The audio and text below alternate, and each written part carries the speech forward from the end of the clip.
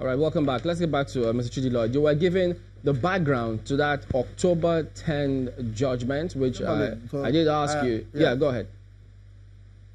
Now, like I was saying earlier, the matter now came back to the trial court in Port Harcourt, and the judge subsequently gave his injunctive orders of the 11th of May without satisfying himself on the issue of service. Now, Chamberlain, this is important because the All Progressive Congress of Rivers State does not conduct congresses. So the congresses did not emanate from the state chapter. Congresses are conducted under the supervision of the National Working Committee. So every dispute that arises therefrom ordinarily should lie with the National Working Committee, whose at all times, whose address is at number 40 Blantyre Street. So when the London trial judge issued those injunctive orders, we of the All Progressive Congress immediately went to court and entered an appearance in protest, wherein we informed him that the parties have not been, the proper parties were not before him, and the parties had not been served. The trial judge, in his own wisdom, went ahead and gave those injunctive orders that made us rush to the Court of Appeal. At the Court of Appeal settled the issue of representation as to who should brief counsel, because that was a big issue. The state legal advisor of the party, as he then was, briefed counsel and came to court and corroborated the story of the people who are supposedly quarreling with the party. So that's why you could see the collabo between the Davido and Fino, which we all already had stated in this matter. Because a lawyer who ordinarily is representing a client should not go and agree with what all that the client had agreed. So that is another kettle of fish. So we've seen. So we went ahead. Just a minute. We'll come back to you just to make sure that we also get another. The trial judge. It's important I state this. The trial judge adjourned the matter for the 25th, for the 24th of September. Okay. All right. You'll still get to say a lot more about this. We've since been joined by Richard Nwakocha, who is an associate professor of public law, Rivers State University. He's also the chairman of MBA Omoko branch. Thank you for coming on this morning. Thank you, Chairman. He was giving us a background, the October 10, but you heard this narrative. Is that the case? Is that what happened? Yes, the court did give an injunctive order on 11th, May 11th, and that was after the World Congress was held.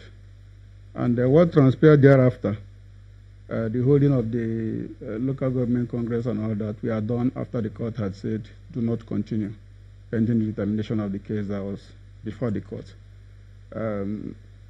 But you can let him conclude, because I think the matter is way beyond this issue of what did the court do, what did the court not do. So at this point in time, because there was this comment by the chairman of the APC about congresses, either fresh or otherwise, in Rivers State.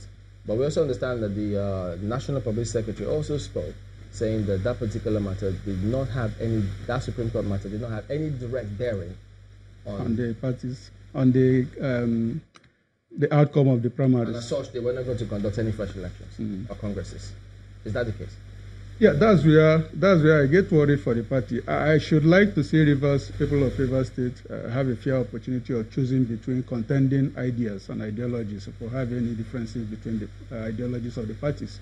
So one should like to see Rivers people have options. The issue is not what we are discussing now. And I think the critical issue, and that's what the APC needs to understand, is that this is not a matter between one faction of APC and another faction of APC. It's a matter between APC and the law.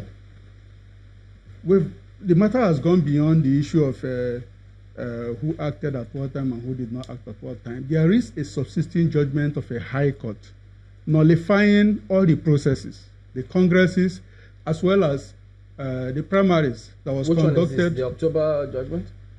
The October judgment, nullifying all of them. In the eyes of the law, unless you get a stay of execution of that judgment, or one way or the other, that judgment is set aside by a court of competent jurisdiction, which should be an appeal court. Unless you do so, in the eyes of the law, all the candidates that have been nullified do not exist. So if parties or members of the party go ahead engaging in this shadow boxing between themselves, they are wasting their time. Even if we don't talk about the Supreme Court, yes, the Supreme Court judgment was a judgment on an interlocutory application, a reaction to the Court of Appeal grant of stay of execution to the injunction that was given on 11th. But even after then, the High Court sitting again ruled nullifying the primaries and subsequent actions that took place before the primaries, between the order that was made initially and the conduct of the primaries. It gave another interlocutory order, nullifying all of them. And however you look at it, at the end of the day, the court has finally reached a decision. That's why they argued at a point that what the Supreme Court was doing, or the judgment of the Supreme Court, was an academic exercise. We have gone beyond that stage, and the court has reached a decision. Now, that decision is subsisting. What was the decision?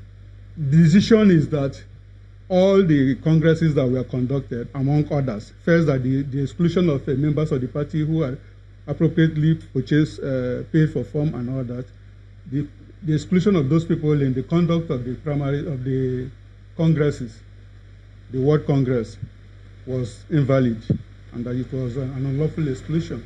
And on the basis of that, every other thing that was done, every other person that was elected by those people who were elected when others who should have competed with them were excluded, so they are all nullified. This was the case? Up to the primaries. If you look at decision number 6 and number 8, number 6, number 7, and number 8 of that High Court judgment, it specifically nullified all the congresses and the primaries. That's the May 12, 19, 2021?